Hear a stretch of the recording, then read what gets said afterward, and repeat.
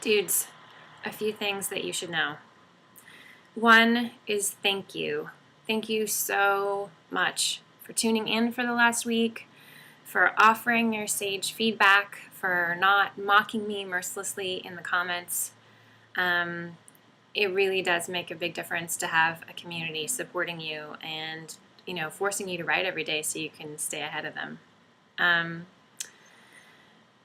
It's actually was kind of the last couple days were some butt busters, actually, because your votes actually did sway the direction of the novel. I've been writing to my outline and kind of trying to stay ahead of you, but the scene that you picked as the first line, the bikini briefs line, which, by the way, is my secret favorite, so yay, it's from the middle to the end of the book, and I've written drafts of it before. It was actually one of the first scenes to pop into my head, but there are like a lot of loose ends around it still, so I kind of had to confront the fact that even I am not 100% sure how she got herself into that situation. Like when I wrote, she had to admit it was an excellent question, it's because I had to admit it was an excellent question. So I think it's important that you know I'm not really sure where things are going. I have no idea what you're going to see next Tuesday. Right now, your guess is as good as mine.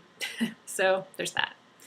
But I also thought you might like a little bit of background on the names, a little backstory to help you select the name of our protagonist.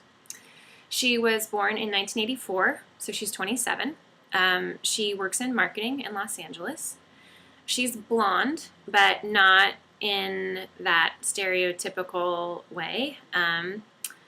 She has a mom who is like a hardcore, card-carrying, capital F feminist, which has created a total backlash in her daughter. But it does explain some of the name choices. So Lottie is short for Charlotte, as in Charlotte Perkins Gilman, who wrote the seminal feminist novel, The Yellow Wallpaper, one of my favorites. Belle is not an homage to Twilight, but rather an homage to Bell Hooks, the angry, kind of smack-talking African-American feminist writer.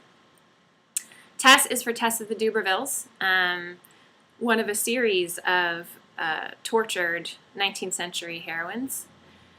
Lightening things up a bit, Allie is from Kate and Allie, because our protagonist's father had a raging crush on Jane Curtin during the 80s.